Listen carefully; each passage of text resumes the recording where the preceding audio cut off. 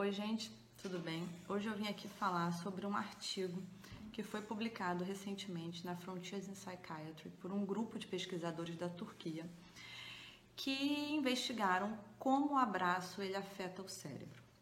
Bom, o abraço ele tem sido um tema bastante recorrente, né, em diversos níveis científicos, não científicos, artigos de revistas, porque a maior parte das pessoas nesse período de pandemia tem sido privada do abraço, né? Uma ação que traz muitos benefícios.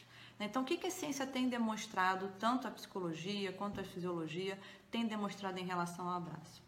Primeiro que o abraço, ele interfere num hormônio chamado ocitocina, aumentando a produção desse hormônio. Ele é muito conhecido no senso comum como hormônio do amor. Ele tem uma relação direta com a empatia, com o apego, com esse fortalecimento entre mãe e bebê. Também é considerado um hormônio com relações em termos reprodutivos, então ele estimula a produção de leite, ele atua diretamente no sistema reprodutivo da mulher. Além disso, o abraço ele diminui níveis de cortisol, que é considerado o hormônio do estresse. Um outro fator importante, ele é um regulador emocional em crianças. Bebês e crianças pequenas, elas não têm a capacidade de regular a emoção por uma imaturidade do sistema nervoso, Então essa é uma etapa do neurodesenvolvimento. E quando ela se vê numa situação de insegurança, de medo, o colo ou o abraço é um fator extremamente importante nessa regulação e modulação emocional, contribuindo para a diminuição do estresse, visto através da diminuição do cortisol. Um outro fator importante, principalmente em tempos de pandemia, é que o abraço ele interfere numa glândula chamada timo, que é uma glândula extremamente importante para o sistema imunológico. Ela interfere a produção de linfócitos T, que é uma importante ferramenta para o sistema imunológico na batalha contra qualquer tipo de infecção.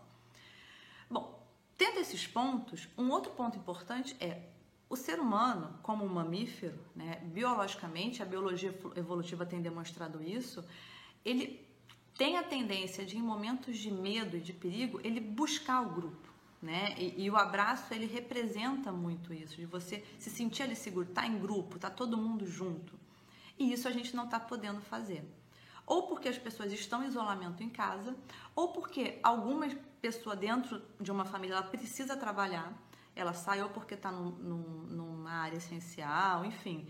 E quando ela volta para casa, ela tem medo de abraçar seus familiares, abraçar seus entes queridos com medo de contaminação.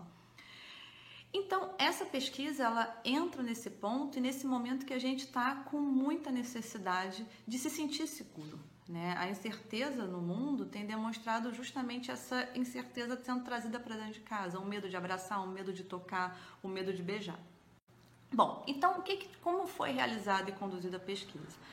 Basicamente, eles utilizaram a ressonância magnética funcional e foi uma medida simultânea de duas pessoas, Esse é um outro ponto importante dessa pesquisa, que eles tentam desenvolver e publicam essa metodologia para ser uma metodologia usada por outros estudos na tentativa de investigar com mais profundidade o contato social através do toque ou através de outras medidas, dependendo do grupo de estudo. Então, um casal, nesse caso, ele entrou ao mesmo tempo na máquina de ressonância magnética funcional. Eles ficaram lá por 45 minutos, então foram 10 casais que participaram desse estudo. E nesses 45 minutos, os pesquisadores solicitavam que eles fizessem algumas coisas básicas, algumas ações básicas. Então, que um tocasse o outro, eles ficavam abraçados, o casal ficava abraçado lá dentro, que um tocasse o lábio do outro, que eles se beijassem, que um falasse com o outro. Enfim, e o que esses pesquisadores eles encontraram em termos de resultados? Bom, um ponto importante é que eles identificaram que o casal ele apresentou uma sincronização de atividade. Como é que eles mediram essa sincronização? Então, eles utilizaram uma técnica que basicamente mede a oxigenação sanguínea do sangue que circula no cérebro. E aí, quanto maior a oxigenação de uma área, maior a atividade daquela área. E os pesquisadores identificaram que as mesmas áreas ativadas eram as mesmas áreas ativadas nos dois indivíduos do casal e com a mesma intensidade. E duas áreas em especial a chamaram a atenção dos autores. Uma que foi uma rede sensório-motora, né, uma rede onde o córtex sensório-motor ele está incluído, né, a área sensório-motora, que basicamente foi interpretada pela ação de fato, pelo toque, pela propriocepção, que desencadearia a ativação dessa área.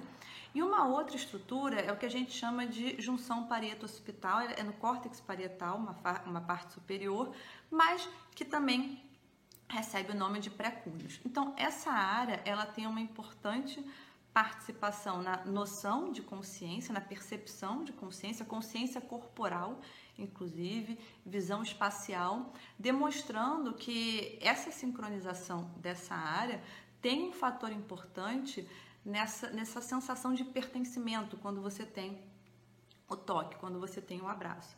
É claro que é um estudo preliminar, o número de sujeitos foi muito pequeno, né? Então foram 10 casais, mas já dá indícios, já aponta uma direção para tentar entender de fato quais são as estruturas cerebrais que participam, né, dessa sensação de prazer, dessa sensação de segurança que o próprio abraço traz, e tentar entender também como é que o contato social ele é importante para a nossa espécie através do entendimento desse funcionamento cerebral.